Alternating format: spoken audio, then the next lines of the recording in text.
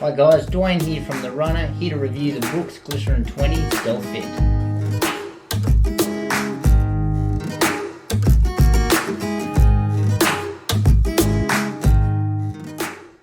The Glycerin 20 is Brooks's premium max cushion neutral road running shoe, coming in at a weight of 266 grams, which is 20 grams lighter than the original Glycerin 20.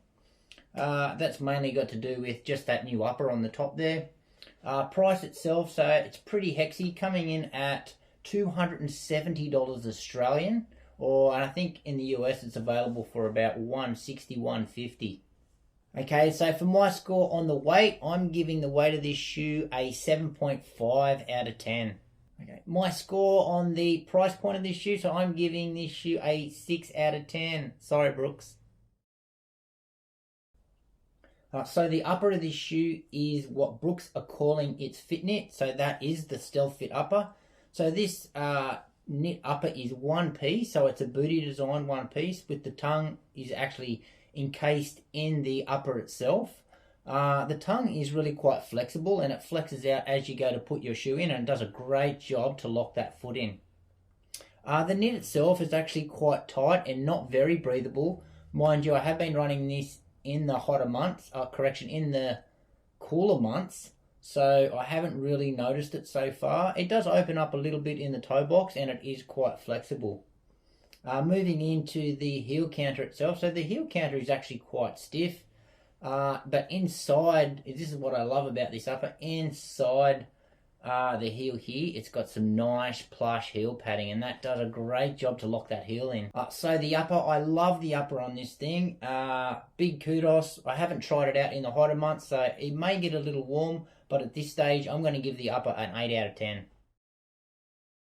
So the fit is, for me, true to size. So the length is just perfect, and the width, it's actually quite roomy in the width. It's not sloppy or too wide, it's just right for me. Right, the midsole is brand new. So this is Brooks's DNA Loft V3, and it's a nitrogen-infused EVA with a stack height of 34 millimeters in the rear and 24 millimeters in the front, giving us a drop of 10 millimeters. So the midsole itself is actually soft, but not squishy soft. It is quite energetic actually. But saying that, it's not responsive. So I don't know, how can a midsole be energetic but not too responsive? Well, this seems to be doing it. Also, the outsole has good rubber coverage, and that does a really good job of protecting that nitrogen-infused midsole. The grip itself is pretty standard, what you'd see in a road running shoe. Nothing spectacular about it here. It's quite thick. It's doing a good job. It's going to bump that durability up. I have taken this out on some light trails, and I've had no dramas with it. Obviously, it's a road running shoe, so it's probably not best suited for those technical trails. So I've got no issues here with the outsole, so I'm going to give the outsole a 7.5 out of 10. So the ride itself, I will agree with Brooks here. It is soft, but it isn't squishy at all.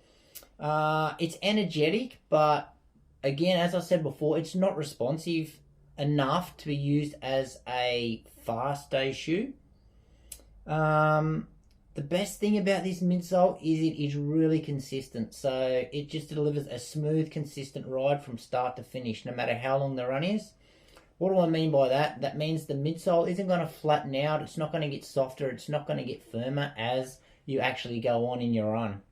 Strikes a really good balance between soft and not too soft, and just enough energy return to keep those legs ticking over.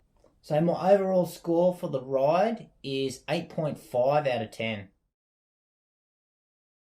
Other shoes to buy that are pretty similar to this one, or in the same sort of category, are the Saucony Triumph 20 or the 19, your New Balance 1080, even the More V3, your Asics Nimbus as well. So all of those shoes, they're not all going to feel exactly the same, but they're pretty much in the same ballpark as this one. Right, so how will I be using this shoe, and what do I think it's best for? So for me, it's a typical daily trainer, so it's going to eat up those daily miles. It's going to be good for those easy days when your legs just need a little bit of cushioning. And also, due to that consistent ride, I'm also going to give it the thumbs up for the long run.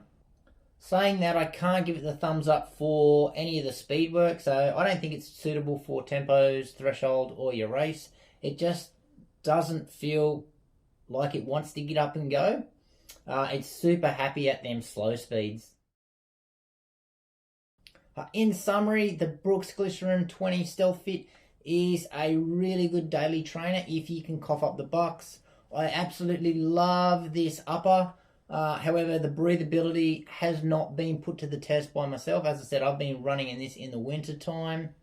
The ride is amazing, so I just love that consistent ride. And for me, yeah, the only downside of this one is the price itself. So, yeah, but as I said before, if you can cough up the pennies, this one's not going to let you down.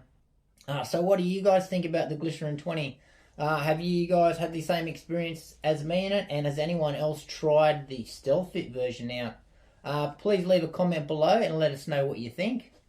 Also, if you like what you see on this channel, please give us a like and subscribe to the channel. That's going to help the channel grow so we can pump out heaps of good reviews for you guys. Okay, thanks for watching, guys. We'll see you next time.